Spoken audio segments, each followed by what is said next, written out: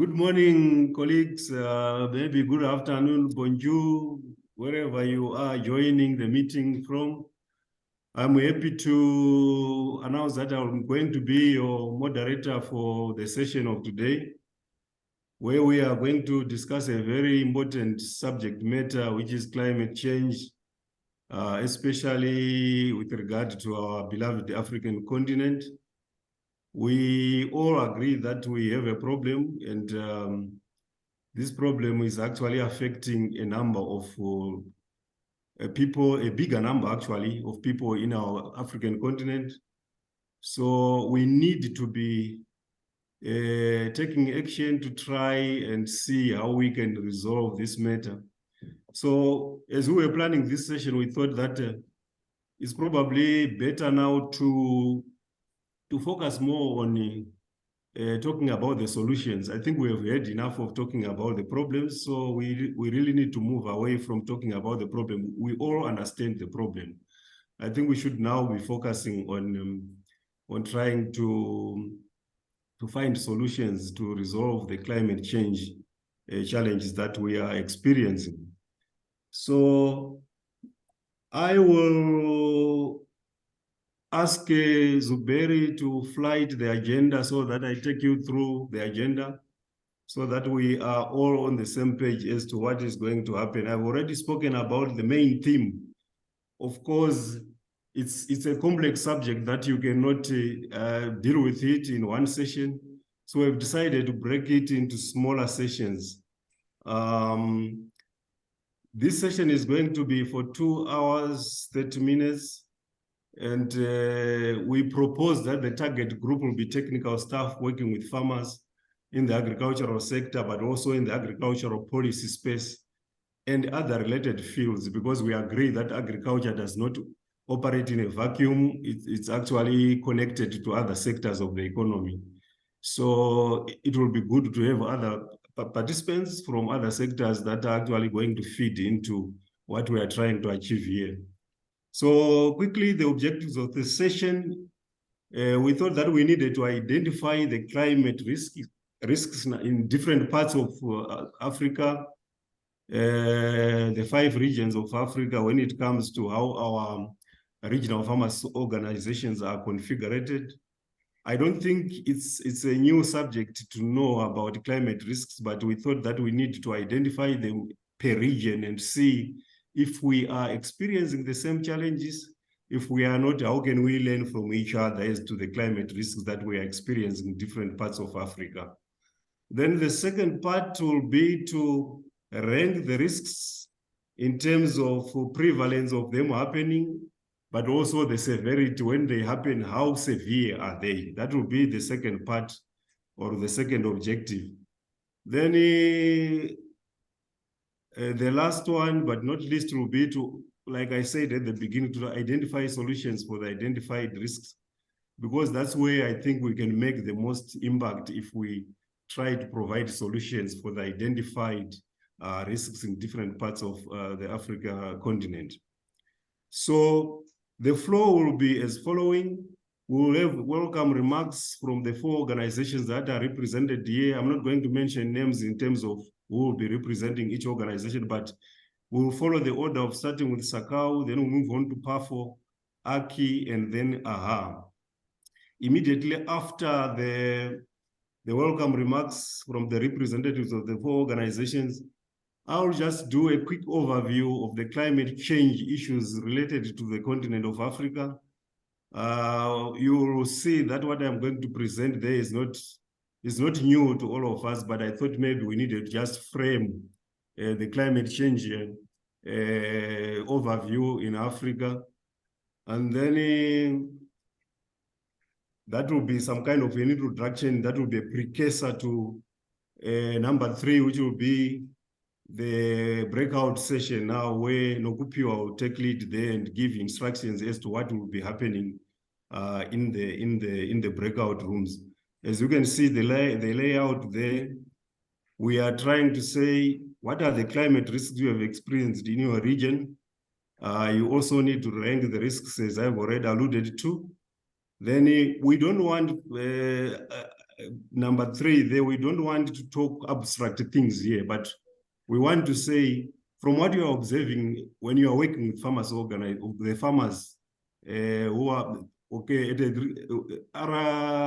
RFO, we don't work directly with farmers, but we know that our members are the farmers and they are working with the farmers on the ground. What are the proposed solutions for building resilience in Africa? And what have you been seeing the farmers doing to deal with the climate change challenge? So we need to go down to the plot or farm level to see what the farmers are doing to try and deal with the climate change challenge. Number 4, we'll come back now from the breakout rooms, and the rapporteurs are going to come and make presentations or a summary of the discussions they will have had in their breakout rooms. I will be facilitating that session, and that session is supposed to take us in total 40 minutes. Then we'll take a health break for 5 minutes, and immediately after that, we will then have a presentation from Obedi, because Obedi will be capturing as the groups are presenting, and he will give us a summary of the risks and solutions. That should take us at least 20 minutes. Then number 7, we'll go back again, the same order of Sacau, Pafo, and Aha giving their closing remarks.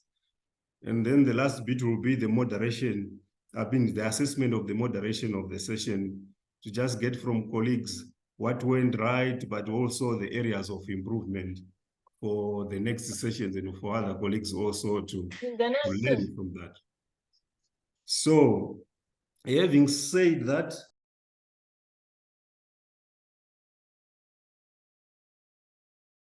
sorry, I was muted by the host. I don't know. Apologies for that. So, we will move now to getting the welcome remarks. I've already said we will follow the order of Sacau, Pafo, Aki, and Aha. So can I then invite Benito to do the opening remarks representing Sacau? Over to you, Benito. Thanks. Thank you, Tinashe. Good morning, everyone. I am representing Ishmael, who is not around. He would have made these opening remarks. But first of all, let me thank AHA for supporting this initiative, which to us is very important.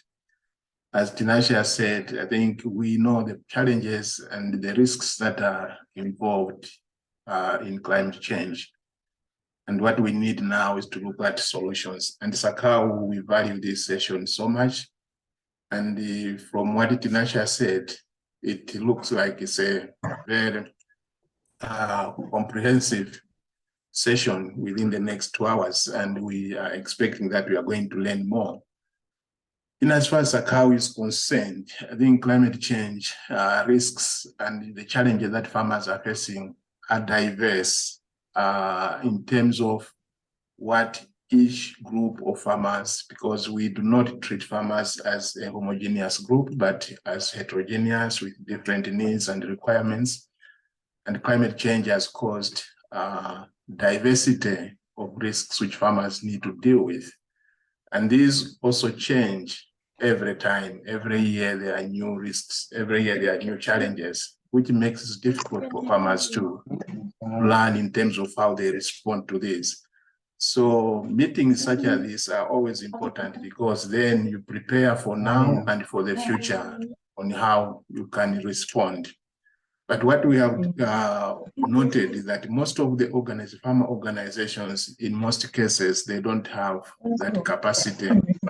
Also, they don't have competences in terms of engaging with the various decision makers for them to give their views and their frustrations as they try to adapt to climate change. And this is one area that I think meetings such as this will help in terms of how we can empower farmers organizations for them to be able to give or to air out their views and their experiences as they face this climate change. And also there's a lot of scientific knowledge that has been produced by scientists, but farmers, when they are responding, most of them, they don't use this knowledge. One, because they can't access the knowledge, but two, their response is also based on the experiences that they have. So they make decisions based on what they have seen and what they have been doing. And sometimes those decisions, they might be right or wrong, but it's important that we realize that farmers make decisions which are not mainly informed by the scientific knowledge that is being generated.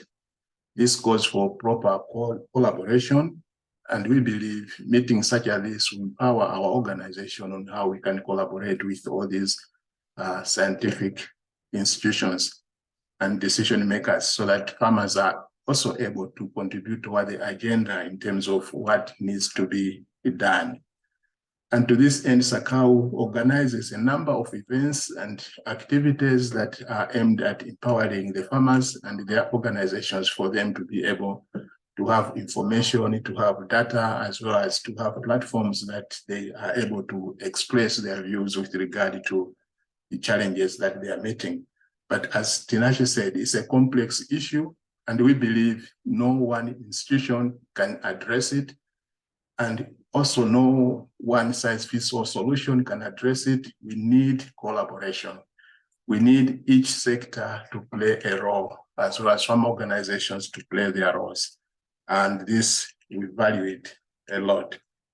And we, as Sacau also, we have advocated for a robust, enhanced financing mechanisms that enables farmers to respond.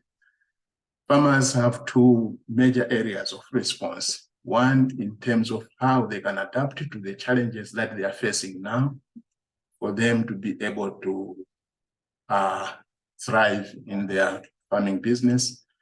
But at the same time, how do they put mechanisms to mitigate against the future, or how can they reduce now the future impact of climate change? So strategies to do both are required by farmers, but maybe what we need to, as farm organizations, to look at where do we put much emphasis as of now, whether we look at mitigation or adaptation or both, or we need to divide to see where do we put much scale. So I look forward to these discussions that are taking place today, and I hope at the end of the day we'll be able to come up with solutions or contribute towards solutions that can be shared with other stakeholders that are working with us in the sector.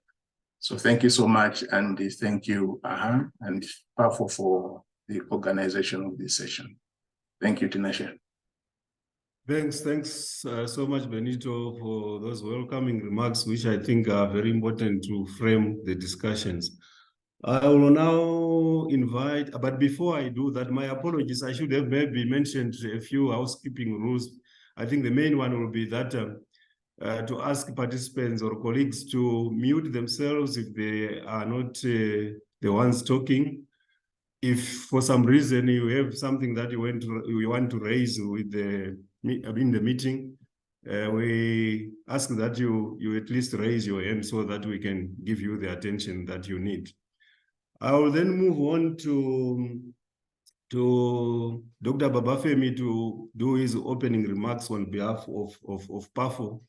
I've been alerted that Falk will not be asked from Aki, so immediately after Dr. Babafemi will move on to I think Nicole to do the opening remarks. Thank you so much. Over to you, Dr. Babafemi.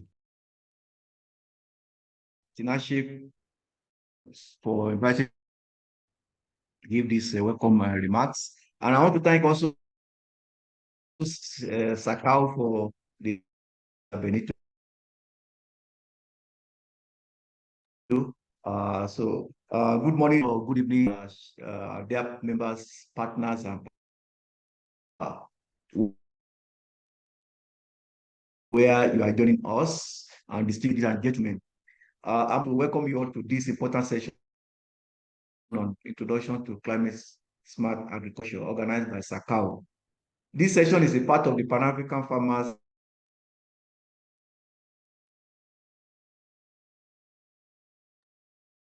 Sorry, Dr. Babafemi, I think your connection is not stable. We are losing you in between, so I don't know if it's possible to rectify that.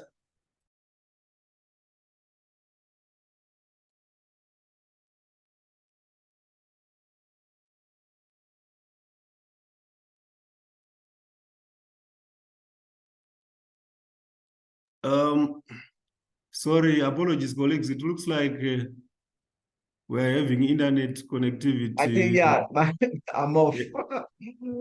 It's back now. Okay, thank you. You can Thank continue. you very much. Yes. Okay. Okay, in the video, the host has muted me or stopped the video. Okay, so I said I'm thrilled to see a diverse, esteemed group of participants gathered here today to discuss a topic of utmost importance, climate smart agriculture. In an era where climate change poses significant challenges and risks to agriculture and food security across the globe, it is crucial that we come together to explore innovative initiatives and sustainable approaches to mitigate these challenges and ensure the well-being of our communities and the planet as a whole. Climate smart agriculture represents a holistic approach that aims to enhance agricultural productivity, improve resilience to climate change, and reduce greenhouse gas emissions. It not only helps farmers to adapt to changing climate patterns, but also contributes to our collective efforts in addressing climate change.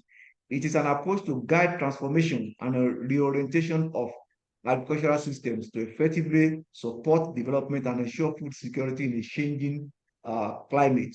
Therefore, it is important for farmers to understand the three pillars of climate smart agriculture, which are number one, to sustainably increase agricultural productivity and incomes. Number two, adapt and build resilience of people and food systems to climate change. And finally, to reduce or remove greenhouse gas emissions where possible. The exchange of knowledge and experiences that will take place during this session is invaluable. We will hear from experts in the field, share best practices, explore the latest advancements in climate smart agriculture. Together, we can build a sustainable future for our agricultural sector and ensure that our farmers thrive in the face of climate change risk and uncertainty. I would like to express our gratitude to Sacau for their dedicated efforts in organizing this exchange platform, and to AHA and AKI for their valuable partnership and technical support, and to BMZ for their financial support. I encourage all participants to actively engage in the discussions, ask questions, and exchange ideas. Let us work collaboratively together to shape the future of agriculture in Africa and beyond, and ensure the achievement of the outcomes of this session, which are that participants will have a good understanding of how climate change affects farming systems in their respective regions, and how solutions could be adopted and upscaled, and a good understanding of how climate change adaptation and mitigation can be financed. Once again, I welcome you all to this session, and I wish you all a productive and enlightening discussions. Thank you very much. Thank you so much, Dr. Babafemi, for your opening remarks. I think thank you for reminding us again about how climate smart agriculture is so comprehensive in trying to deal with the climate change challenges. I will then hand over to Nicole to give opening remarks on behalf of AHA. Over to you, Nicole. Thank you, Tinashe. I hope my network is better. I'm also sitting in a hotel, so let's see. Otherwise, you please just continue. Good morning, everybody. I'm very pleased to be here. You know, I'm Nicole, the director of AHA International, and we are the capacity building in Germany on farmer organizations, or to assist farmer organizations. The funds which we are dealing with are coming from the Ministry of Economic Cooperation and Development, to whom we are always grateful, BMZ. And our main goal in general is to strengthen the organized system of farmer organizations.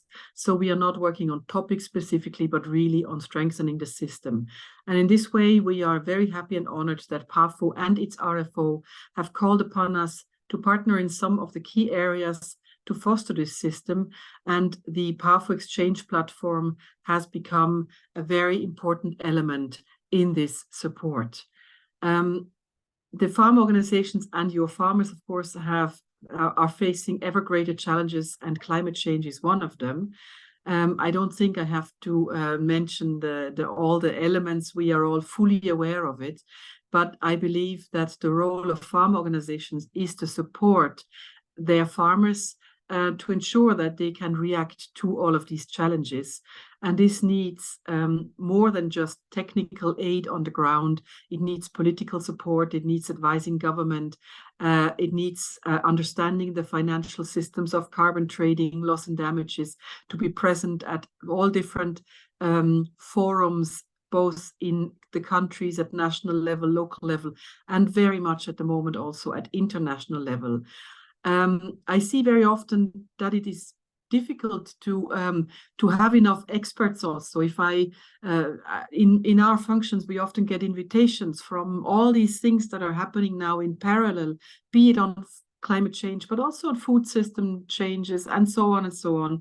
And I don't think at the moment there's enough experts to call upon from the farmers' organizations. And the national level really plays a crucial role there. And you, as the RFOs and PAFO, are the ones to increase the capacity of these NFOs to draw again then on their expertise to come into the political context, and of course for them to properly support their farmers and their member organizations. So in this sense, this is a great place to be, and I'm very pleased that Sacau has taken the subject of climate change. You are very competent. You have your own platforms internally already. You have exchange. You are researching. You are very present also at the international level with various team members.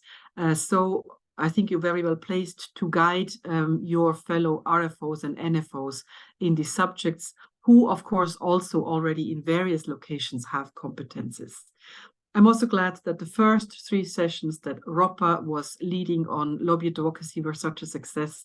And I'm very sure that these 3 sessions will be an equally great success. So I wish you luck, and thank you for all of you for wanting us to be part of this initiative. Thank you. Thank you so much, Nicole, for your kind words. And I think we also need to acknowledge your support, because generally as farmers organizations, we have capacity issues. And colleagues from both the RFOs and NFOs in this meeting will agree that we definitely need that support to try and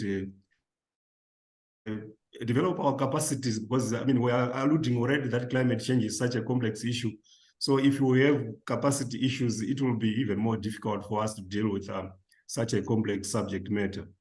So we don't have a representative of AKI. I think then we'll just move on to the next subject, which is going to be my presentation on just a quick overview of climate change in Africa. And I'll then kindly ask Zuberi to share my presentation so that we just go to it right away. Thanks, Zuberi. I'm not sure if you'll be able to put it in presentation mode.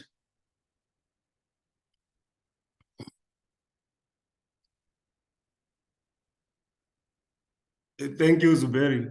What we thought we could do for just starting the conversations, I said earlier on that climate change is such a complex subject matter, and until and unless you break it down into smaller bits and pieces, it will be like trying to swallow an elephant at the same time.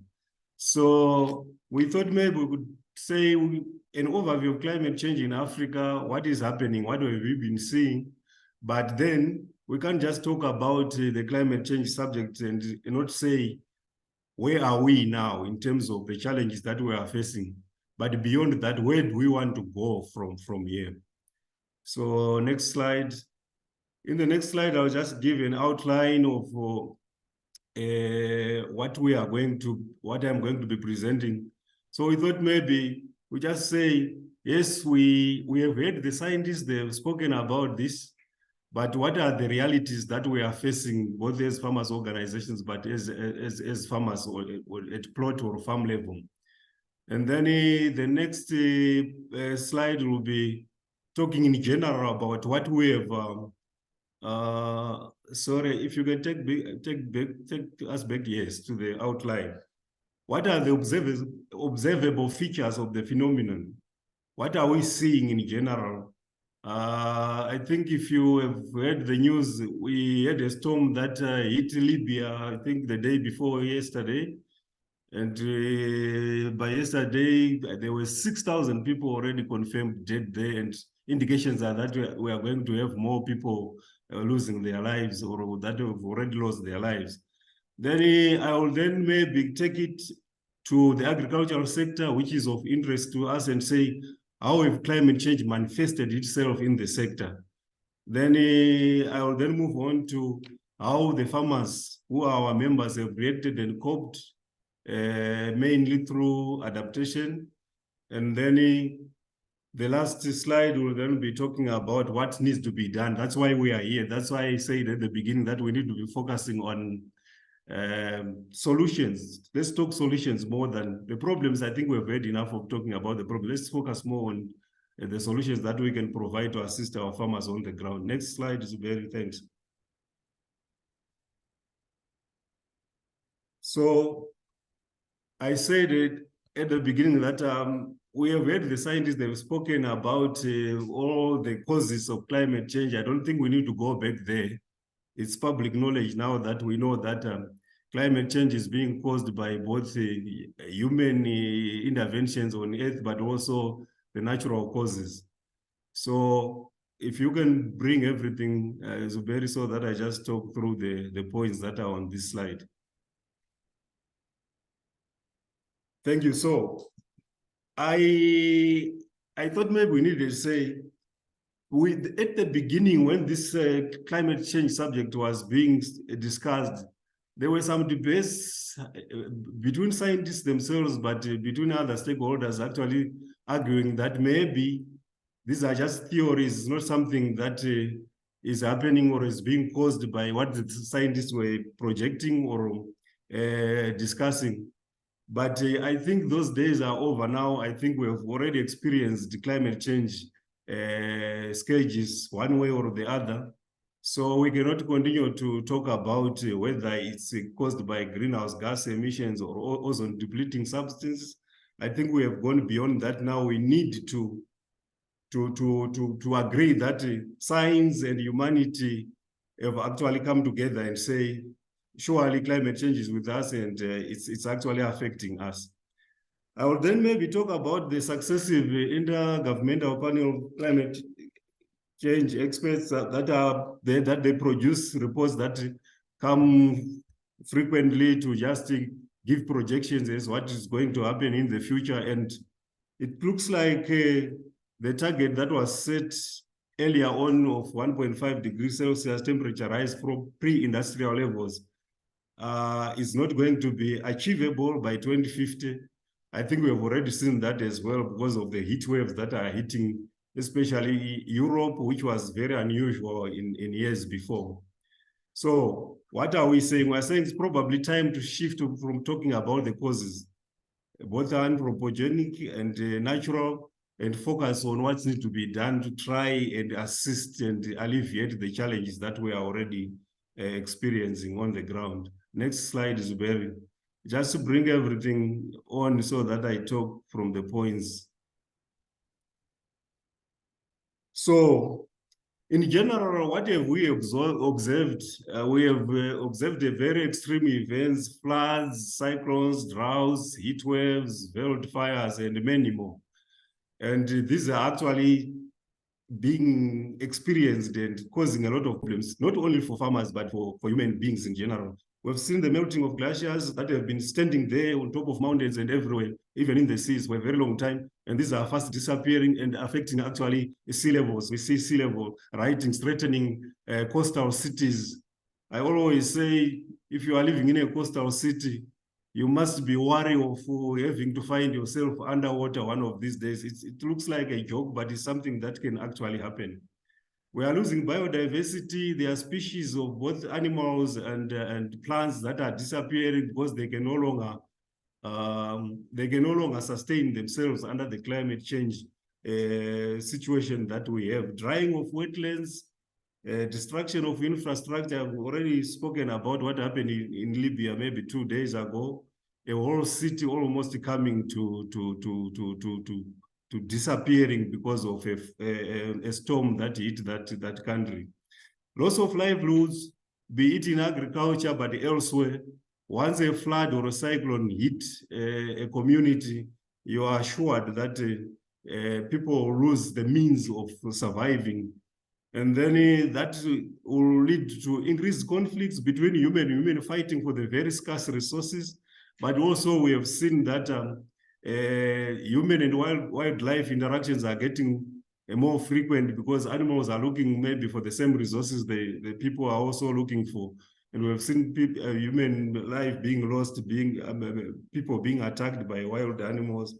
And this is something that is actually being driven by climate change.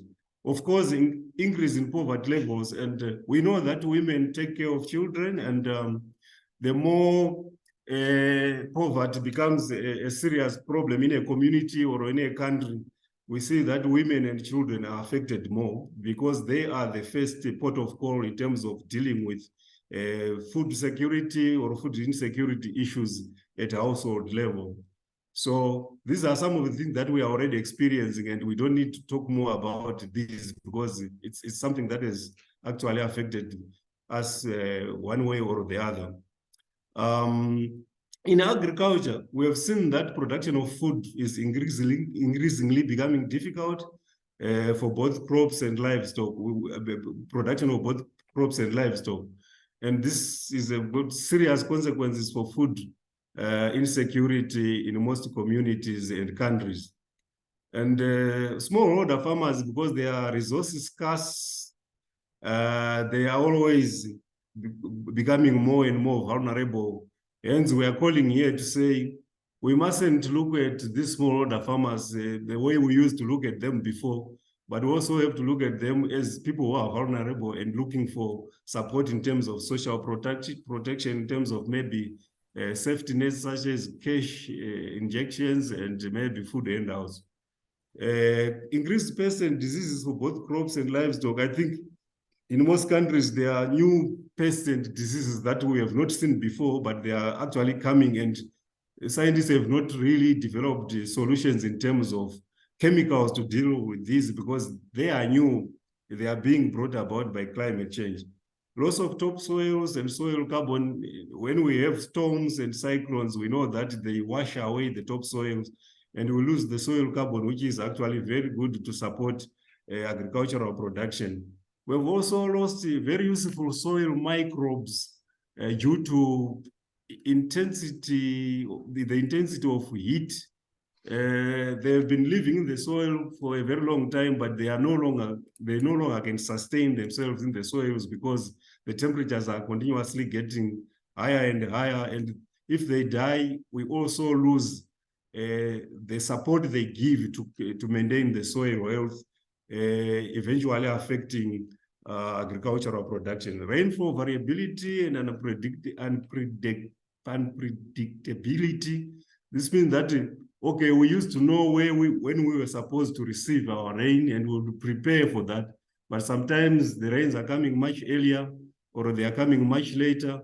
And sometimes all the rain comes at once and later in the season, it dries up and you are not able to produce crops because they need crops. Most crops need 4 to 5 months to mature.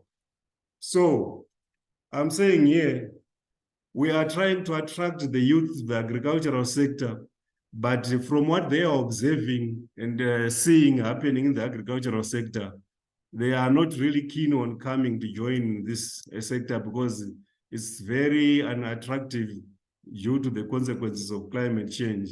And they are supposed to be the future of the agricultural sector, but they are not coming on board because they are already viewing this sector as a terrible sector to join. So we are going to have, as the farmers age and all that, we are going to have a serious problem going into the future in terms of food production and food security. Now, the farmers are not idle about this. They are trying to do something about it, including the adoption of climate smart agriculture, as Dr. Babafemi alluded to at the beginning when he was giving his opening remarks. This is just a basket of all the methods that we can use to deal with climate change. And some of them, as an example, is use of drought-tolerant crop varieties and drought-tolerant animal breeds to try and deal with this. But we don't know for how long these varieties are going to continue being tolerant to the changes that we are continuously seeing. And these changes are coming and coming very fast, overtaking what science is trying to do to deal with this. We have also seen that diversification out of agriculture is actually now an option, where we see that farmers are actually and into other sectors or subsectors that are providing some kind of security in terms of livelihoods. We've also seen, as I alluded to earlier on, overdependence on forestry and other natural resources. So that's where the human-wildlife conflict is coming, because human beings are going to the forests to try and look for fruits, wild fruits, and you find that naturally will compete with with the wildlife, because they normally would say this is their territory. So we've seen loss of life because of that. Most smallholder farmers, I always emphasize on smallholder farmers because the majority of our farmers in Africa, but in Southern Africa in particular, are smallholder farmers, are now completely dependent on states for food handouts and the civil society organizations that are also helping in that space. We've also seen increased migration from rural areas to urban centers or to other agroecological zones. Migration from rural to urban centers have got consequences because the cities were not built to accommodate too many people. So if you find that too many people are getting to the cities, there are challenges to do with unemployment and other resources, lack of enough resources to cater for all the people who are moving from rural areas to the urban centers. When they move to other agroecological zones, you can also expect conflicts, because these agroecological zones are already occupied by other people who have been indigenous in that space. So when you see other people coming to occupy your space, naturally you would resist, and there will be a lot of conflict there, which is causing some of the wars and civil unrest that we are seeing in the world, especially in Africa today. So what do we do? We are talking about the problems, but what do we need to do to try and deal with these challenges? Of course, we need to amplify efforts to promote adoption of climate smart agriculture. I said it's a basket of solutions to involve adaptation, mitigation, and all that. So, but we need to break it down and specify what needs to be done in your specific area and try to deal with it within the context of the area that you are operating from.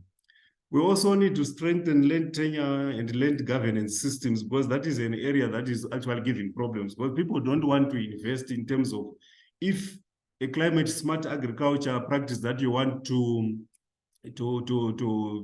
implement needs high capital investment, you don't want to put your money on a piece of land that you are not sure you're going to be occupying that same piece of land for the foreseeable future. So we really urge governments to make sure that they give security of tenure to occupiers of land so that they can make long-term investments. We also need to improve access to productive resources, especially for smallholder farmers, which in the majority are women and young, in outlying areas. I mean, because the focus have been on areas that are lucrative to invest, but when we do so, we are leaving others behind that are living in areas that are even more vulnerable. So we need to be supporting the most vulnerable to be able to produce their own food for consumption, but also to produce surplus for income generation, to cater for other needs like paying school fees or paying for health services. We need to strengthen public and private sector institutions. I think institutions are a major bottleneck because we have seen that politicians focus more on strengthening their own power, and they weaken the institutions that are supposed to provide guidelines as to how society should run. We need to improve agricultural policy implementation. We just have policies. We even review policies that we have not been implemented. We need to continue mobilizing for resources. Agricultural research, we are seeing weakening of agricultural research because of other competing priorities, and research is no longer that important for most governments in Africa. But beyond research, we need to be disseminating this technology. I think Benito mentioned this at the beginning, to say it's not good enough to just have these technologies or information. We need to go beyond that and make sure that this information or innovations get to the end user, who is actually the farmer or on plot or farm level. And we also need to regulate this system so that people are not just doing as they please. There's need for making sure that you put safeguards in terms of regulating how communities or societies do their activities.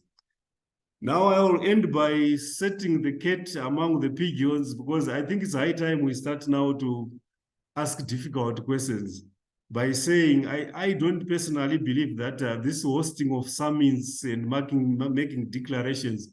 I just attended the Africa Climate Summit in Nairobi, and there was a declaration there, but as I was participating there, I was saying to myself, we have heard the Maputo Declaration, we have heard the Malabo Declaration, we have heard so many other declarations. Is it not time that we probably think about what we can do to change people's lives for the better, apart from just making declarations, attending summits? And by the way, as people travel to attend these markets, they're actually increasing the greenhouse gas emissions, because those big planes which take people to these summits are actually increasing the greenhouse gases in the atmosphere. So I think this is something that we need to look at, because I was talking to colleagues about the budgets that come with actually hosting such big summits, to say how much money is going into that. How much money do we need to give to smallholder farmers, for example, to change their lives? It's something that we need to now maybe ask these questions and make sure that the world is aware that we probably need to shift focus and focus on things that are going to change people's lives. I thank you. I'll stop there. That will be the end of the presentation.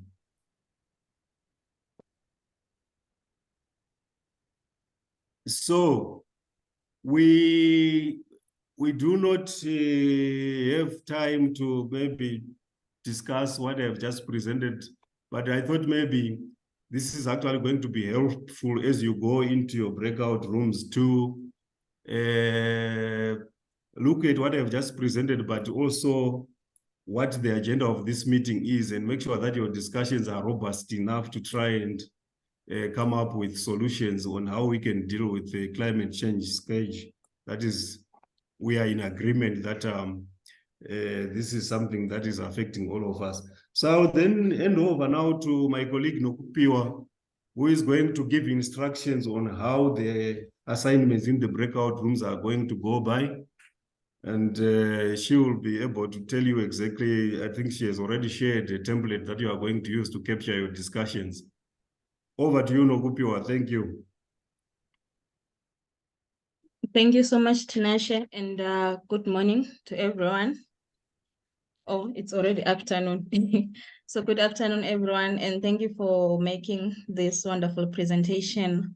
Zubero, can I share a screen for a moment? So as Tinashe has just mentioned about the topic of climate change, we have felt that we need, as a farmer organization in Africa, to find the risk, to find out what are the risks that we have in Africa. Zuberi? Yes, you can share this. Okay.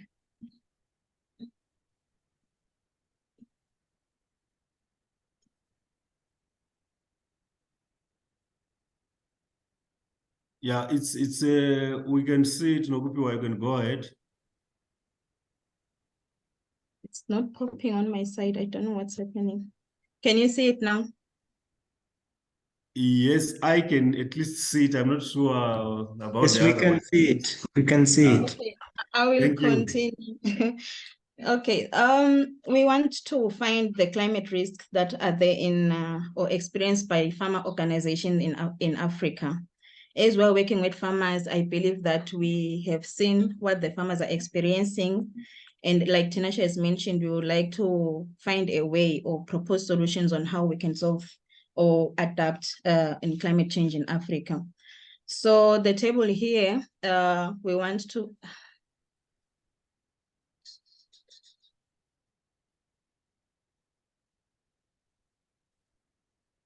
yeah. The table, we want to find the climate risk and the proposed solutions for farmers in Africa. And what is a climate risk? A climate risk is a potential for climate change to create adverse consequences for the human or the ecology. And like Tinashe have mentioned, we have observed some droughts, we have observed heat waves and everything. Climate risk can be categorized into two. We have got the physical risk and the transition risk. A physical risk is a risk whereby it can be seen, something like the weather, and a transition risk is a risk whereby mainly it is due to policy making. So the task here is for every region to identify the climate risk that they have in their region, and then we try to categorize the type of risk. What we want to see the most, we want to rank them in terms of the prevalence. Prevalence means how often does that risk occur? If it occurs very often, we rank it as 1. And if it doesn't occur that much, we will rank it as 5. And then we will want to rank them with severity. How severe does that risk cause to livelihood and the ecosystem? If it is very severe, we will be ranking it as 1. And if it is not very severe, we'll be ranking it 5. And like Tinashe mentioned, we will also want to find the proposed solutions to that climate risk. And the proposed solutions can be les solutions proposées. You can have more than one proposed solutions, and who is responsible to take action in that proposed solution. Why are we doing this? Is because all of us are exposed to climate change, and farmers are the most that are affected by climate change.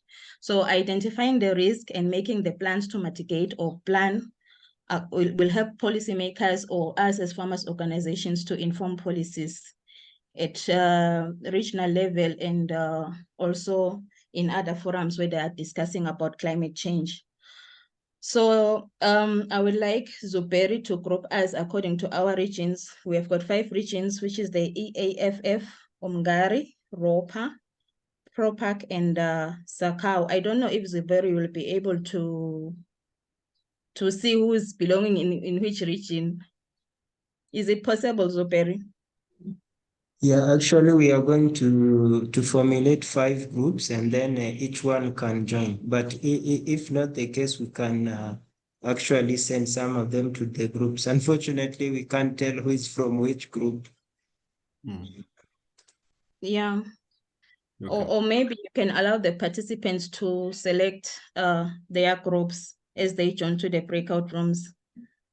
So the assignment is going to take 20 minutes. And in that assignment, you will have someone who will be chairing the group, and you'll have someone who will be writing the points for you to report back. And each group will be given 5 minutes for reporting. I'm not sure if I was clear enough.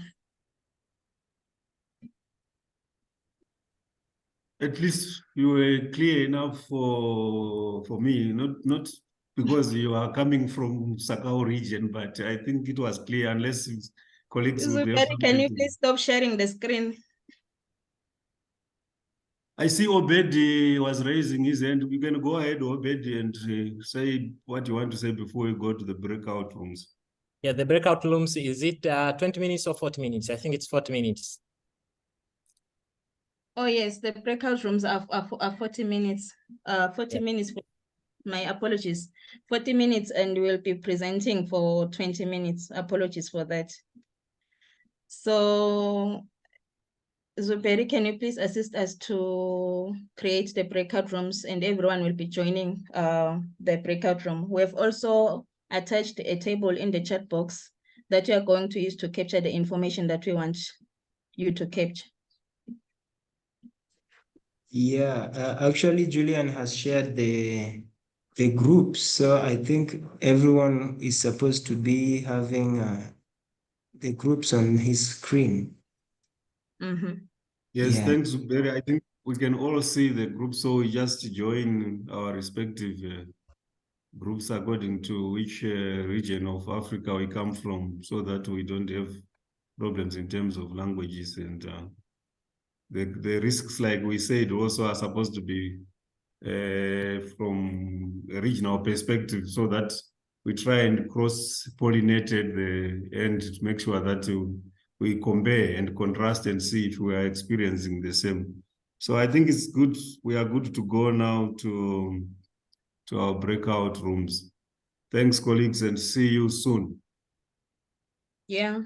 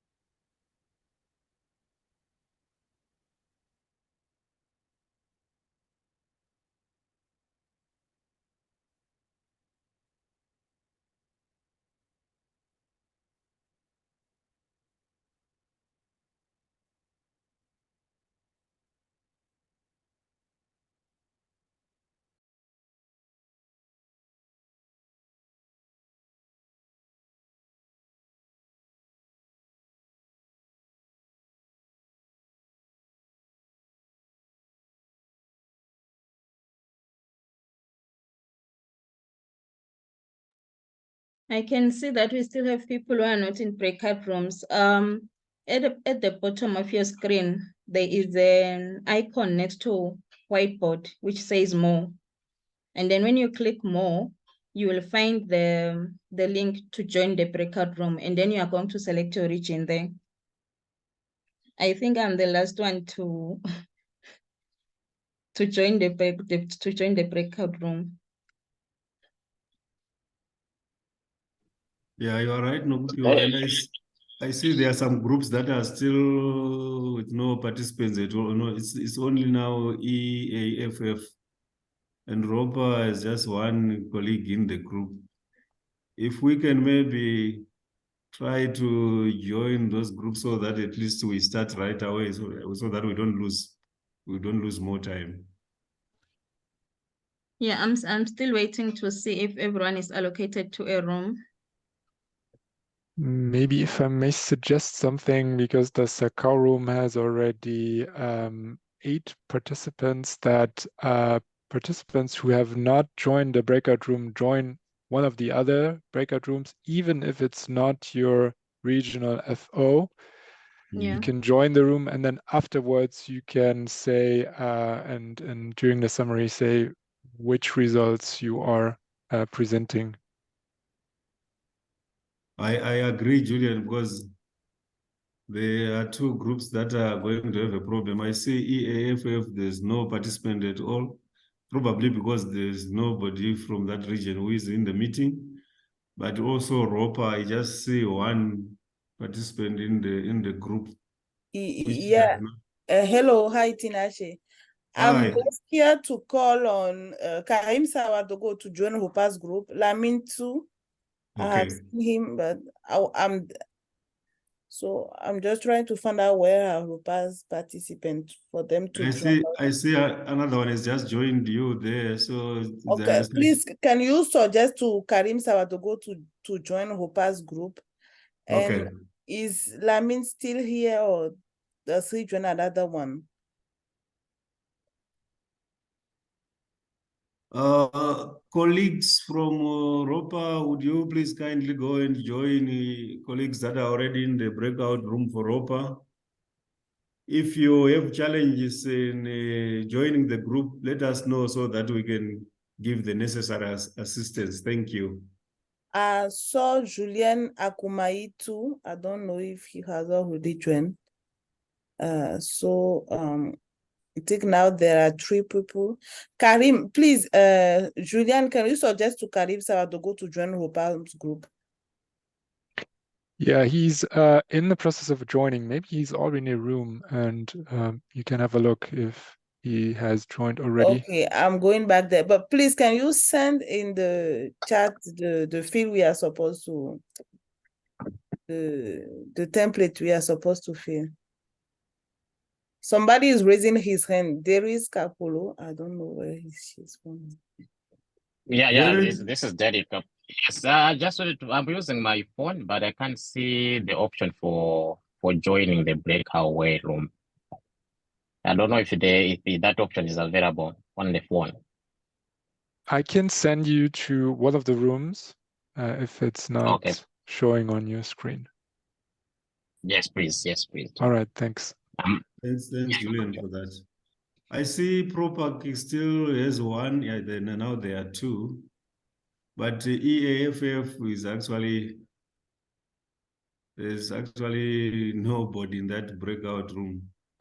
Maybe Tinashe, if I may suggest that Derek, he joined the Sacau. Maybe may I suggest that we make 2 Sacau rooms and some participants with you join the EAFF room, and you are in the EAFF room, and then you can explain to them that.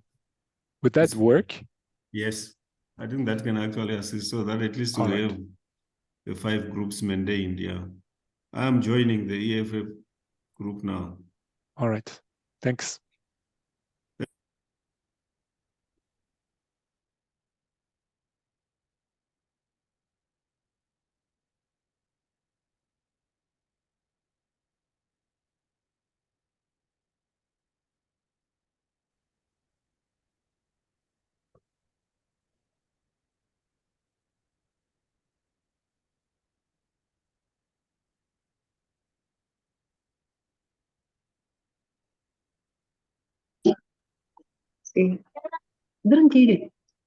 Oh, okay.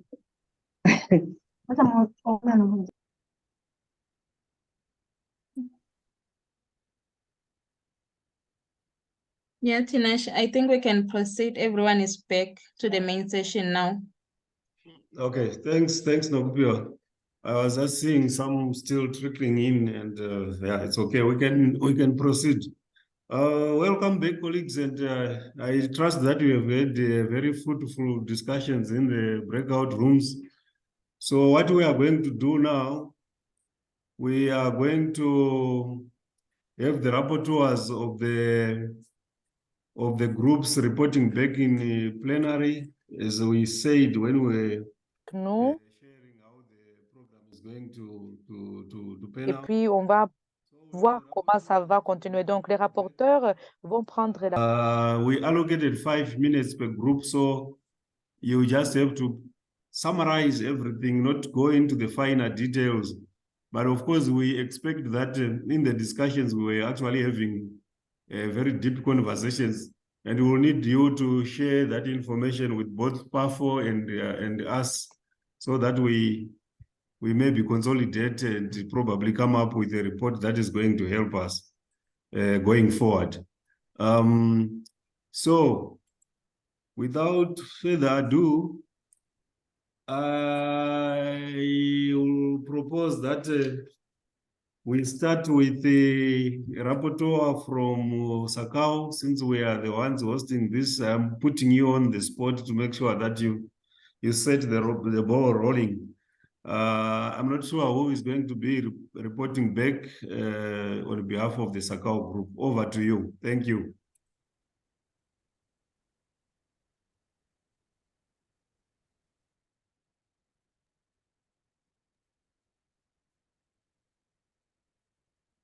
Sorry, Tinashe. Yes, Obedi. Yes, I think we start with the Umnagri, with the French speakers, because they finished very early on, so I think they are more comfortable. Yeah. Thanks for that, Obed, because you were roving across the groups. I was not aware that they finished early. Maybe we can start with Umnagri, the rapporteur Yeah. for Umnagri. Over to you. Oui, bonjour, bonjour Tinaché, bonjour tout le monde.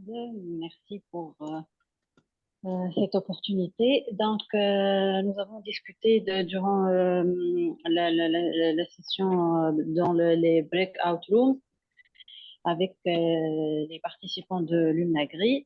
Bon, malheureusement, nous n'avons pas pu utiliser le document envoyé sur le chat parce que je suis le rapporteur de la session et je suis connectée sur mon téléphone, donc j'ai pas pu utiliser le document. Donc, je vais présenter brièvement les points discutés lors de notre session avec les participants de l'UNAGRI. Bon, pour les risques liés au changement climatique de la région de l'Afrique du Nord sont essentiellement la famine, la sécheresse, l'immigration, la perturbation de la souveraineté alimentaire et la marginalisation des femmes et des jeunes. Les solutions proposées par le groupe, 1. Adopter la technique de l'agriculture semi-directe. 2. Améliorer les semences adaptables à la sécheresse. 3. Utiliser l'agriculture intelligente avec les nouvelles technologies d'irrigation. 4. Dessalement de l'eau de mer pour l'agriculture, soit pour l'eau potable. 5e, réduire les déchets pour diminuer la pollution et l'adaptation de recyclage. 6. Le transfert des eaux des régions avec excès de l'eau vers les régions les plus sèches. 7. Adopter la technique de l'agriculture biologique. 8. Revenir à la sélection animale et végétale. 9. Utiliser les énergies renouvelables. 10. Adopter les politiques contre les effets de serre, par exemple les feux de forêt. 11. La gestion des risques et la sensibilisation des agriculteurs par l'importance des assurances. 12. La filtration des eaux usées. 13. Et dernièrement, choisir les cultures qui résistent à la sécheresse. J'ai essayé de résumer les discussions. C'était bien ça, les présentations des So that is briefly what we have talked about. Thank you very much to have given. Merci beaucoup, Raja. I am not sure if you checked we also needed you to rank these risks in terms of how frequent they happen and also how severe when they happen. And then the solutions you have already discussed, but we're also looking at maybe pinpointing the responsible agencies that are supposed to deal with this or to support the implementation of the solutions. Over to you, Raja.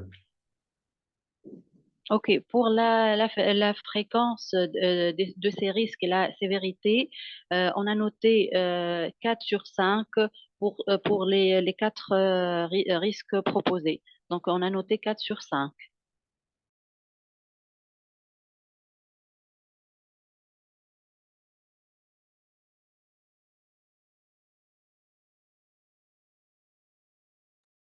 Okay, in terms of the responsible agencies who are supposed to deal with the problem,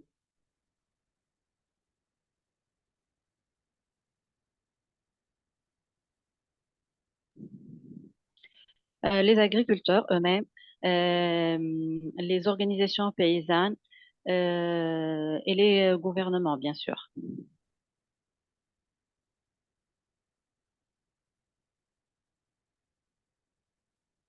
Merci beaucoup, Raja. We will then move on to Ropa, since we have already started with the French-speaking colleagues. If we can quickly have the rapporteur from Ropa reporting back. Thank you. Over to Ropa.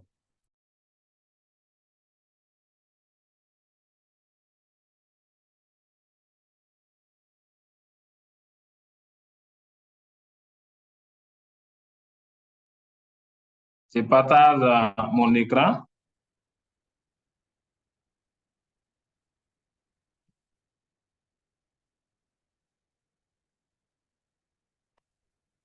Voilà. La réflexion de l'équipe du groupe du repas a identifié les risques liés aux inondations et dont le degré de prévalence est situé à 2, qui est un risque physique.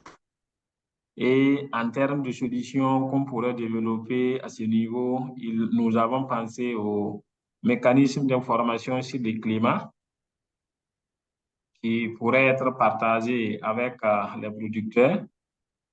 Il y a également les semences résistantes et adaptées aux zones d'inondation et qu'il faut aussi conseiller aux producteurs.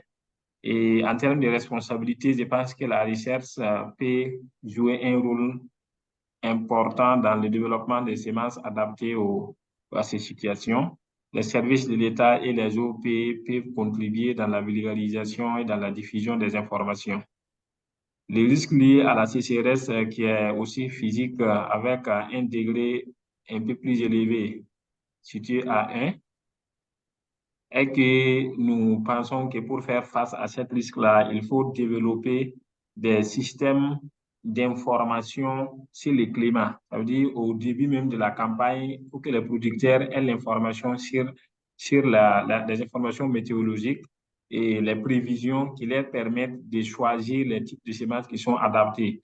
Il faut également développer des systèmes d'irrigation d'appoint en cas de sécheresse qu'ils puissent utiliser. Il y a les boulets, par exemple, qu'on peut utiliser. Il y a aussi la collecte d'eau et à travers des bassins qui pourraient aussi se faire. Il faut également appliquer les techniques de production agroécologique. Je vais parler par là des techniques qui intègrent l'élevage, l'agriculture, l'environnement, parce qu'à force d'utiliser la chimie organique pour fertiliser les sols, ça permet de réduire les effets de sécheresse en fait sur les cultures. Il y a également l'idée de développer des semences adaptées et résistantes, parce qu'il y a des variétés précoces qui peuvent être conseillées aux producteurs. Et il faut aussi développer des techniques de conservation des eaux et des sols qui permettent de réduire l'effet de stress hydrique en fait sur les cultures. Les OP, la recherche, les services d'appui de vulgarisation sont indispensables pour que ces solutions puissent être partagées et appliquées sur le terrain. L'érosion côtière est également un risque qui nécessite l'aménagement des côtes pour réduire l'érosion et qui nécessite également l'application de l'agroforesterie au niveau des berges, en fait, des points d'eau aussi pour limiter ces risques. Et nous avons besoin de l'implication des OP et surtout, mais les services de l'État sont également indispensables pour que cette solution puisse être vulgarisée et appliquée sur le terrain. Et le dernier risque, c'est le risque lié aux invasions des chenilles, des criquets et des maladies nouvelles. Et ça, il faut vraiment une surveillance des exploitations pour contrôler l'effet, pour en fait contrôler l'apparition de ces ennemis-là pour pouvoir être appliqués. Dès que c'est venu, il y a des technologies et des biopesticides qui pourraient être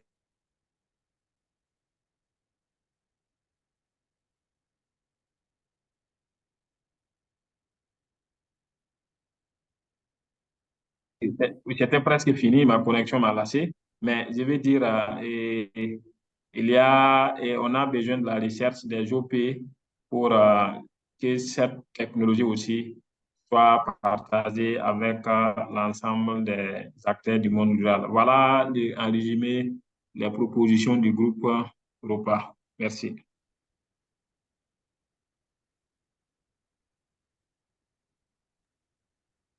Merci beaucoup, Karim.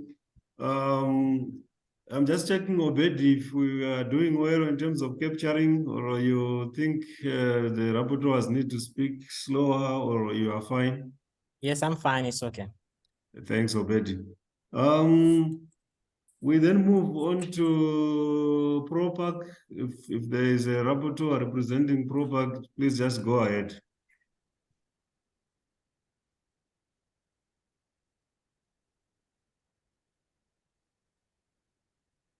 Ok, merci beaucoup. Je vais faire le rapportage du groupe ProPac.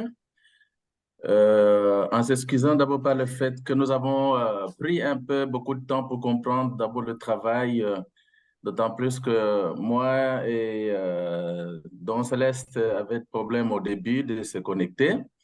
Mais nous avons pu quand même identifier quelques types de risques. Nous avons évidemment commencé par la sécheresse, hein. La sécheresse, ça, c'est vraiment, il est évident. Lorsque nous avons toutes ces perturbations climatiques, ça nous conduit à la sécheresse. Donc, il y a un risque très élevé, comme nous l'avons considéré, selon la prévalence et la sévérité aussi. Donc, c'est plus sévère, hein, et surtout quand nous allons dans les zones un peu plus arides. Donc, ce risque ici est très sévère, la sécheresse. Et ce que nous avons pu proposer comme solution, c'est de recourir à la plantation des arbres et aussi de recourir au système d'irrigation artificielle pour arriver à répondre à cette calamité-là. Alors, qui est responsable? Nous avons dit, bon, les OP, donc qui font partie des communautés locales, sont responsables.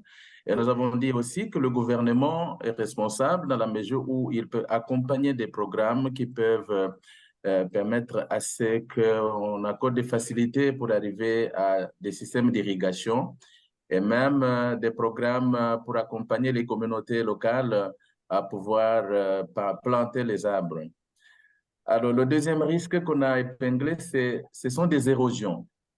Les érosions de sol qui peuvent être dues soit à la sécheresse, soit à la pluie. À la sécheresse, c'est-à-dire que lorsque le sol est complètement dénudé, qu'il est sec, et lorsqu'il y a des vents, cela entraîne l'érosion du sol, donc par le vent. Donc, il y a les cas d'érosion par la sécheresse et aussi l'érosion par les pluies. Les pluies ici, bon, vous allez vous dire, on a parlé de la sécheresse et puis on va parler aussi encore de l'érosion à travers la pluie. Bon, évidemment, lorsqu'il y a des perturbations climatiques, il y a tantôt les pluies qui viennent avec une forte intensité. Donc, on ne sait plus contrôler l'intensité de pluie. Tantôt, les pluies se raréfient. Tantôt, lorsqu'elles vont venir, c'est avec de fortes intensités.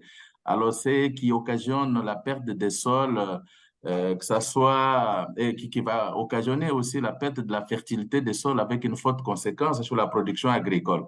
Et là, nous avons dit que le risque, il est quand même, la prévalence est moyenne, mais la sévérité reste quand même élevée. Alors, comme solution, nous préconisons de pouvoir planter aussi les arbres, puisque en plantant les arbres, ça va protéger les sols et aussi développer des dispositifs anti-érosifs. C'est-à-dire qu'il faudrait que lorsqu'on va faire des cultures sur des terrains en pente, par exemple, il faut prévoir des dispositifs anti-érosifs qui vont protéger les sols pour qu'ils ne soient pas érodés. Et les responsables, nous avons encore en premier lieu donc les organisations paysannes, donc qui sont les communautés locales. Et nous avons dit que le gouvernement aussi peut aider, accompagner les agriculteurs dans les pratiques qui vont consister à protéger les sols de l'érosion. Alors, nous n'avons pas pu terminer, donc il y avait aussi les dérèglements et des écosystèmes bon, qui peut aussi entraîner l'autre point là-bas qui est la perte des populations, non seulement des populations humaines, c'est-à-dire que la population microbienne qui est dans le sol, hein, donc ça, mais on n'a pas terminé cela. Donc voilà, si on peut s'arrêter par là. Merci.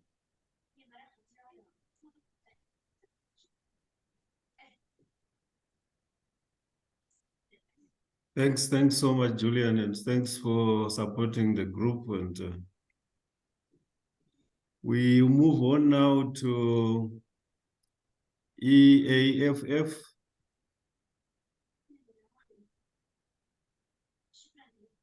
Okay.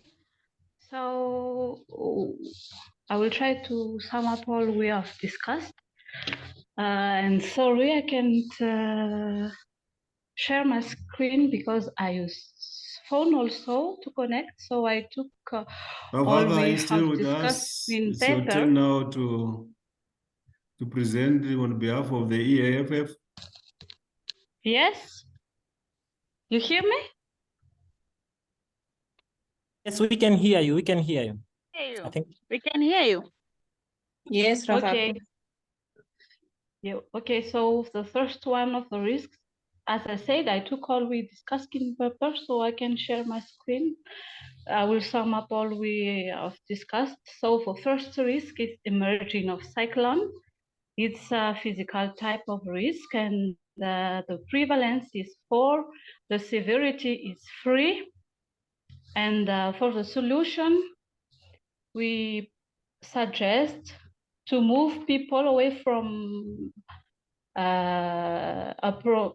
from prone area, to strengthen infrastructure, to have information system about meteo, and have precaution meteorological system, and so that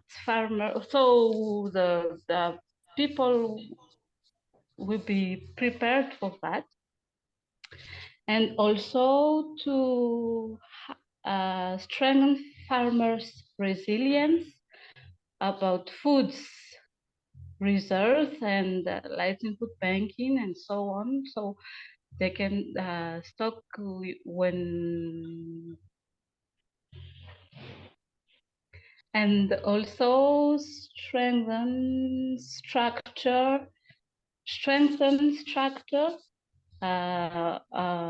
civil protection units who fight disaster like cyclone, so on. And the second risk is drought, physical also. The prevalence is 1, severity is 1. The solution suggested is strengthen social protection services, do irrigation investments, use drought-tolerant crops and animals, water investing, and the use of the practice of climate-smart agriculture.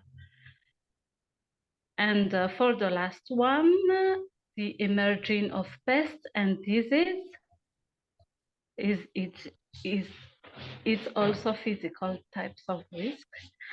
The prevalence is 3, severity 1, and the solution is the use of pesticides and herbicides, all how to say,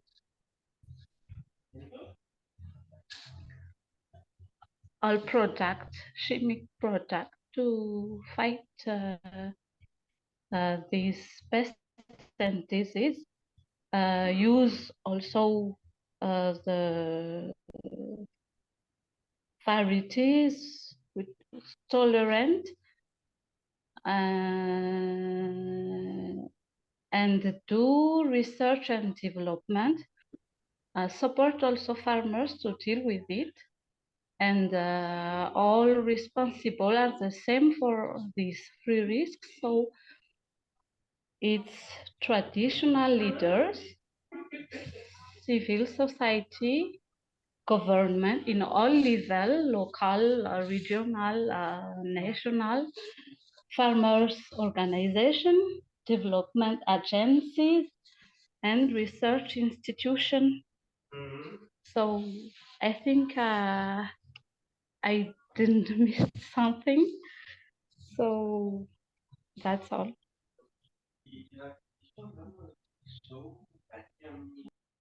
Thanks, Ravaka. Just to comment that I was part of the group and we had to rescue a situation because that group was apparently not represented. So thanks for that, and we appreciate that you are coming from the French-speaking, but you managed to assist with that. Thank you so much. We then move on to Sacau, the Sacau rapporteur. As Sacau is preparing to come on board, can I kindly ask the rapporteurs from all the groups to kindly share in whatever form the summaries that you are presenting now to Zuberi for collation, and then we'll get the information from him. Zuberi, please kindly coordinate and make sure that you get all, maybe they could come in any form or shape, they could be pictures or whatever, but at least so that we have the information in one group. And that will also help us to get the translation from French to English and English to French, so that we have both languages represented. Thank you. Over to you, Sacau.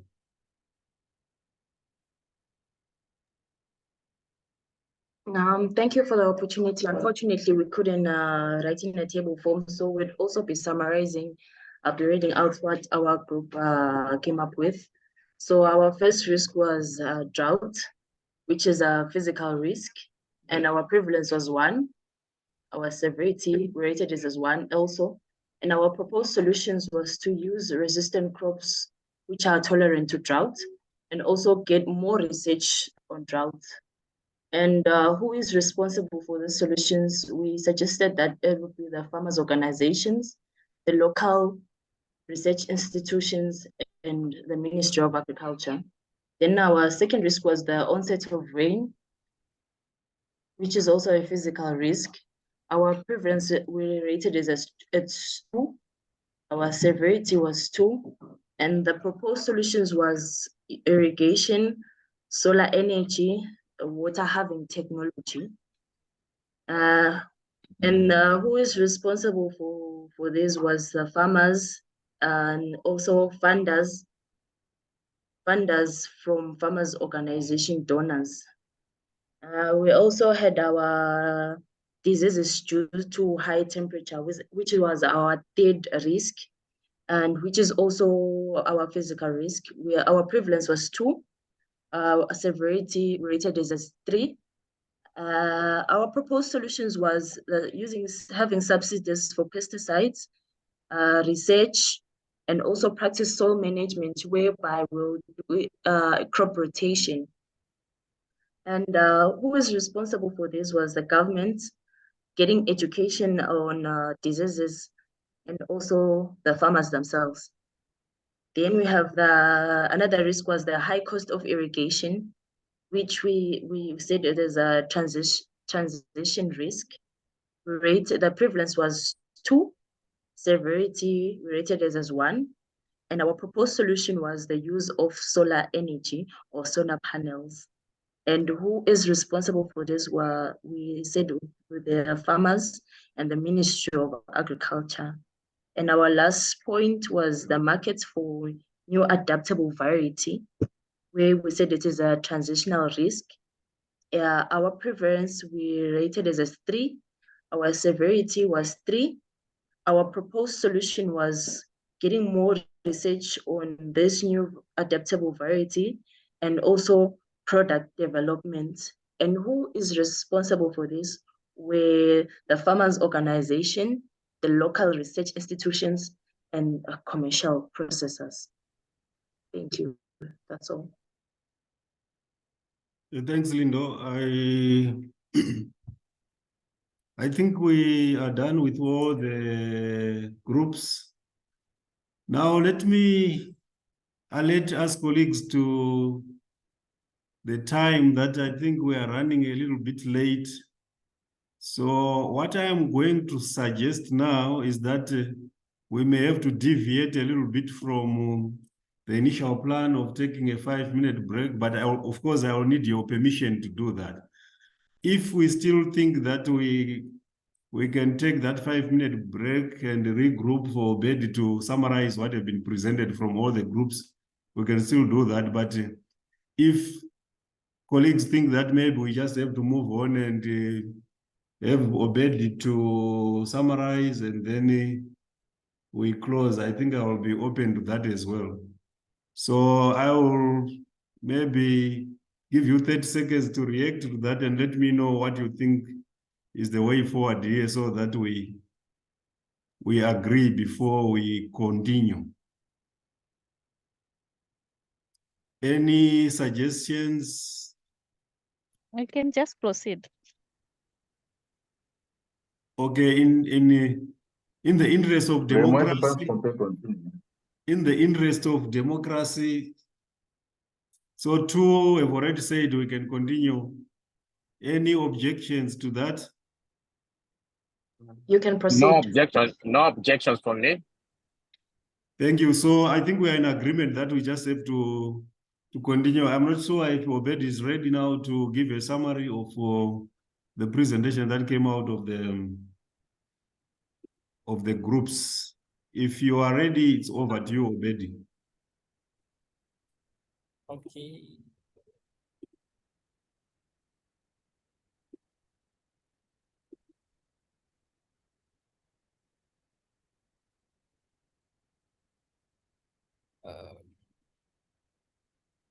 While Sacau, while Obed is getting ready, can I repeat again that colleagues, please kindly share all the templates with Zuberi, like I said earlier on. Over to you, Obed. Thank you so much. Can you all see my screen? Yes, at least I can see it myself. I don't know. Yes, I think they all can see that. So I'm going to present to you the general summary of the climate risks and proposed solution that you have discussed. So I'll be very quick, sorry. I only have like 15 minutes to present all. So, sorry, what has happened? So we can start the identified climate risks and challenges facing farmers in Africa. I will start with Nagri. They propose what they discussed about the climate risks. The first one was hunger. That there is emergence of hunger in the Umrag region, drought, immigration. Now they see a lot of rural people, especially farmers. They move from, especially youth, they move from rural to urban areas. And also exclusion of women and youth. You know, in all these climate risks and challenges, the people who are mostly affected are women and youth, and that is what they are experiencing in the Umragri region. And in Europa, they discussed about 3 points. The first one was the drought. The second one was the invasion of pests, and the third one was soil erosion. And on ProPac, they mentioned, I think 3 points, but I only catch up the two. So the first one was drought, and the second was erosion. And the EF region, they mentioned a lot of points, but I only captured 5 points. So the first one was floods and cyclones that has been seen in recent years, and another one was severe droughts. And the third one was the emerging of pests and diseases due to having a conducive environment for these pests to emerge. And the fourth one was destruction of infrastructure. A lot of infrastructure, especially in irrigation, in roads, railway, whatever, they have been disrupted for years now because of these effects of climate change. And the fifth one was unpredictable weather conditions. Now they don't see. Weather patterns are just randomly. So sometimes they have a lot of rainfall, and sometimes there is no rainfall. And under Sacau region, South African region, they were having a lot of points again, but I only captured 4 points. So the first one was the drought. The second one was pests and diseases, and the third one I didn't capture it well, but I think it was around energy issues, that there is no much energy. I think that associated with hydroelectric power, and I don't know, maybe and other factors. And the fourth one was marketing for new adaptable produce, because under the climate change, what we are suggesting for farmers is that I think they need to have this to adapt to new seeds, but there is any market for those new seeds that we are promoting. So that is among the challenges that they think farmers are facing. So what are the common risks and challenges across Africa? So under all these five regions, so these are among the common risks that I have captured that are crossing all over Africa. So the first one was extreme events.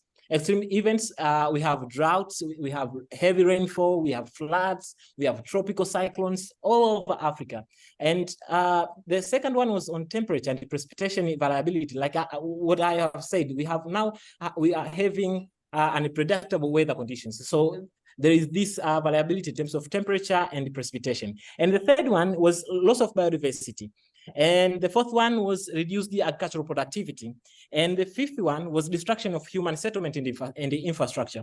And the sixth one was increase the unhealthy challenges. And seventh one was socio-economic challenges like unemployment and conflicts. Some of these common risks and challenges are not here presented, but when I was moving around those groups, that is what I captured during your discussions. But I don't know why you didn't put in words, but it's okay. I've already put it for you. And in terms of proposed solutions and for climate change mitigation and adaptation in Africa, so these were the suggestions. So from UMNAGRI, what they suggested is that we can use seed which are resistant to drought. And the second one was the adaptation of climate smart agriculture technologies. And the third one was improve irrigation technologies, so that during droughts we can still continue with irrigation infrastructures. And the fourth one was water management, such as water filter and recycling. And the fifth one was create awareness to farmers on greenhouse gases emissions and other good agricultural practices. And the second region was PROPAC. What they suggested that we should invest more on the research and development so that we can have the second point, which is the seed resistant to droughts. And of course, we should have information sharing systems so that we can share between among farmers. And the fourth one was water harvesting and storage. That even during when we have floods, we can have the technologies that help us to harvest those waters and store so that we can use during the period that we have less rainfall. And the third and the last point was irrigation infrastructure, that we should invest much on irrigation infrastructure, especially to those areas that are experiencing droughts.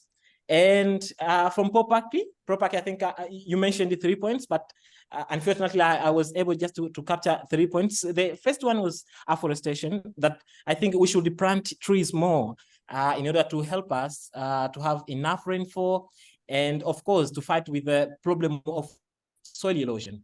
And the second point was to invest in improve the irrigation systems, like all other RFOs. What they were suggesting that we should invest more on irrigation systems that can help us during droughts.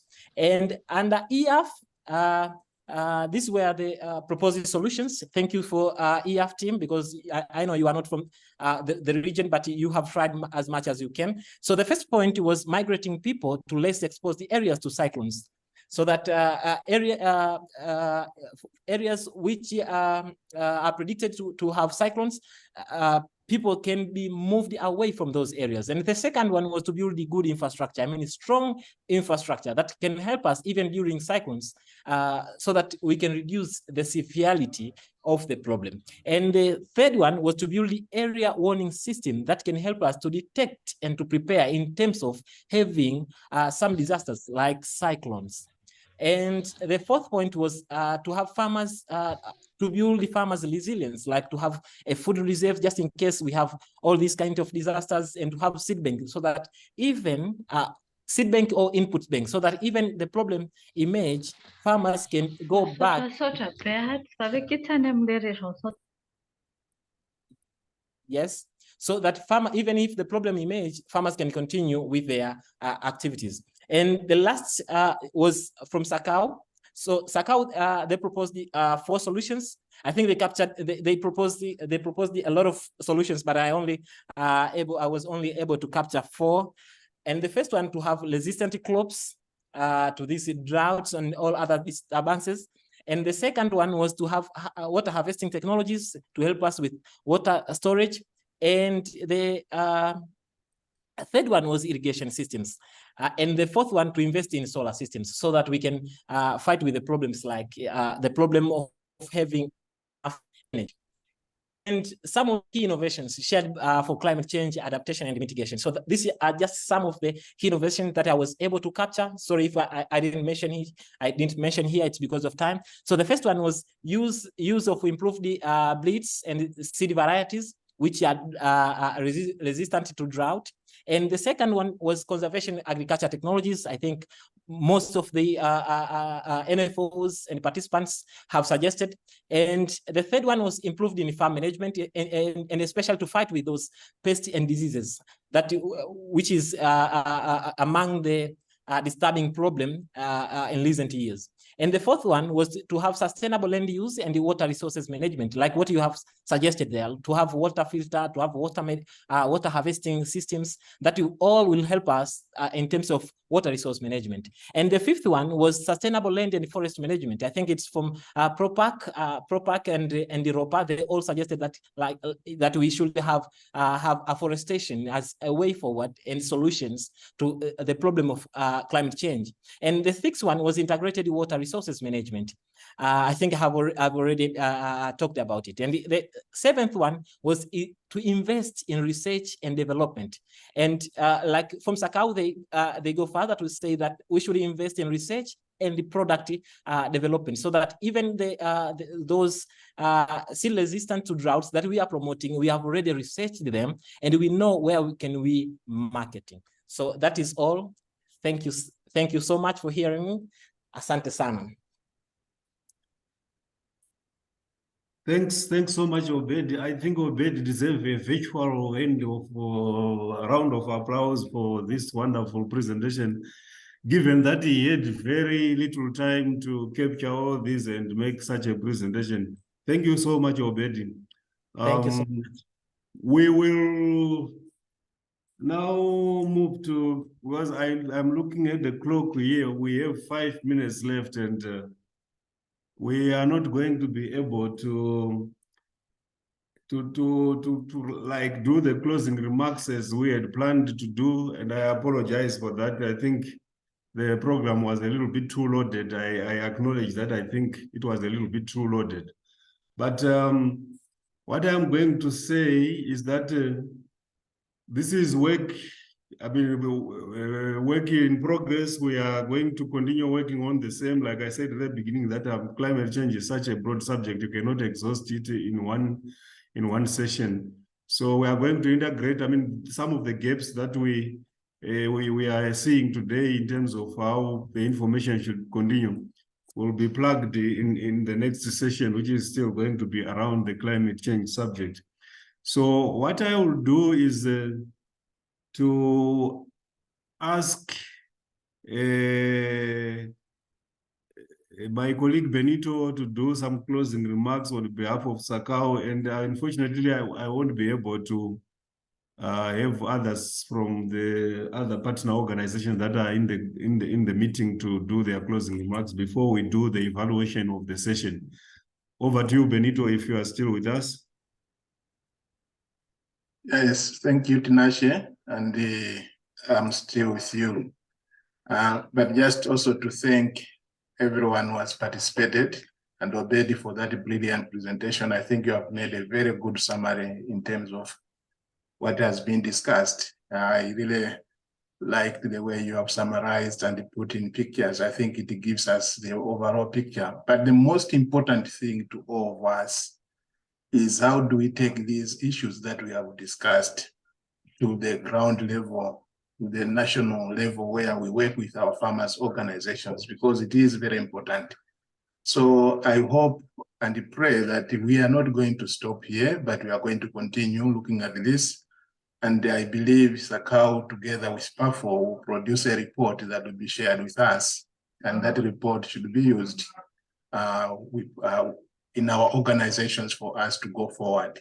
So thank you so much. And once again, we want to appreciate the work that AHA and AKI is doing together with PAFO in terms of advancing the issues that are affecting farmers, of which climate change is one of them. So we are indebted to you and we thank you so much.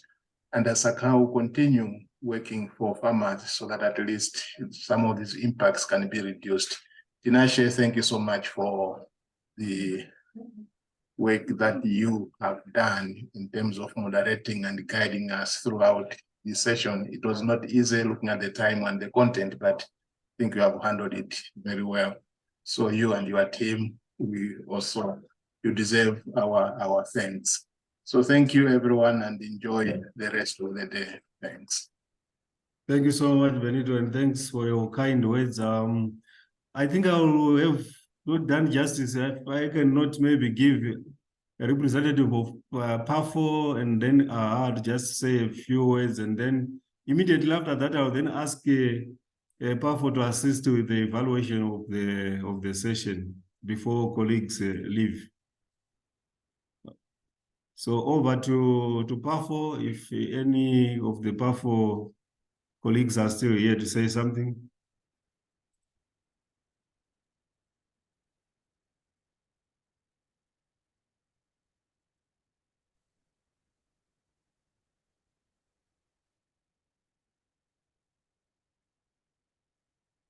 Okay, so it looks like we don't have, we are not going to have remarks from both PAFO and I think the leaders have left for other commitments, so it's still fine. I don't know, Zuberi, if you can then assist now with the evaluation of the session.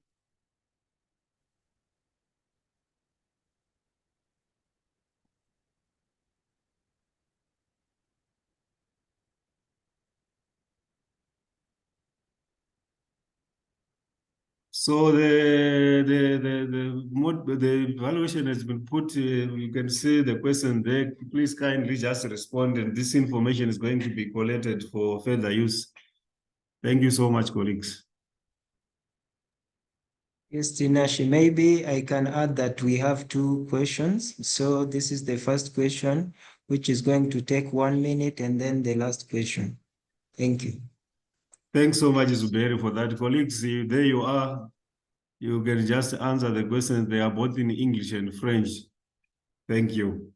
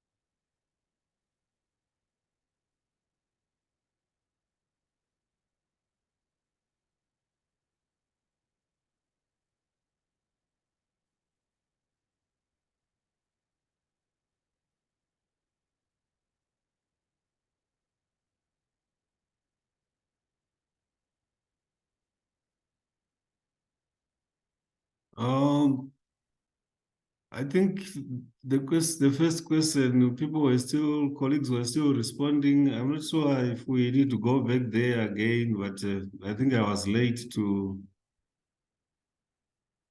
say so. It's like we didn't get enough responses for the first question. I don't know what you think, Zuberi. Do you think you can get back there, or we just move on to the second one? Unfortunately, we have to respond to the rest of the questions because it cannot be reverted. Okay. Yeah. Thank you.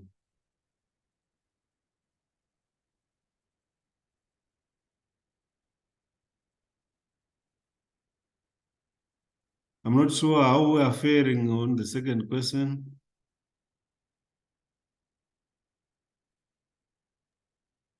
I have launched the second question, so I don't know if you can see it. Yeah, I can see it, but I'm just checking in terms of the responses that are coming from the participants or colleagues.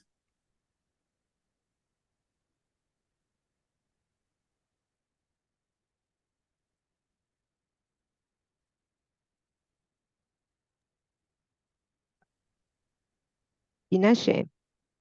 Hi, Insaf. Hi. Kindly, after this evaluation, we ask all our participants to switch on their camera for the photo. Thank you.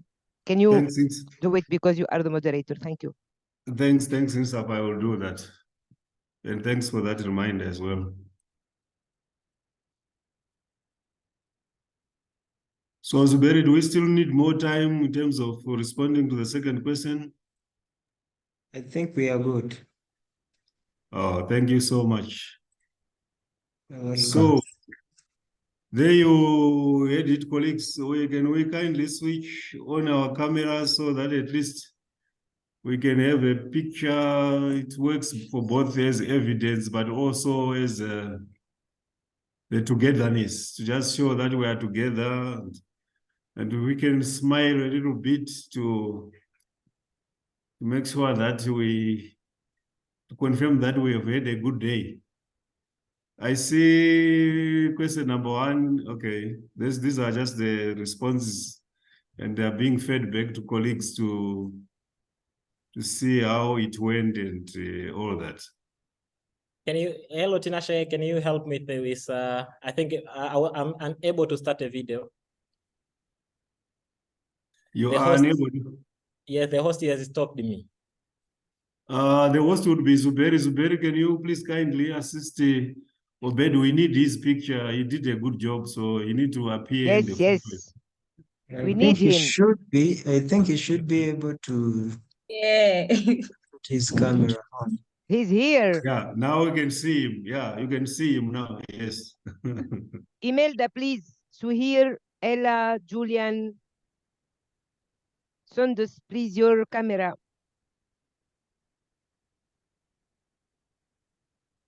Sundus Zituni, please. Imelda.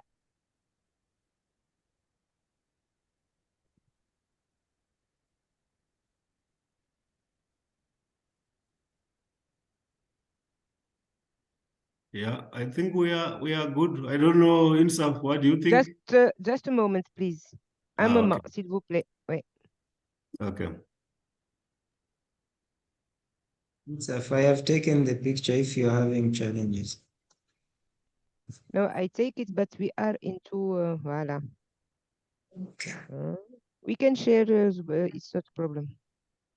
Okay, it's good for me. Thank you. Thank you, merci. Thank you. So thank you, colleagues. Thank you for your endurance. Thank It was a you. long session. We Thank you. meet Bye. again. Bye. Thank you. Thank Bye you. bye. Thanks. Thank you, Bye. Robert. Bye. Thank you, Bye. Nash. Bye-bye. Bye, Nash. Bye, Darren. Bye, Bye. Bye.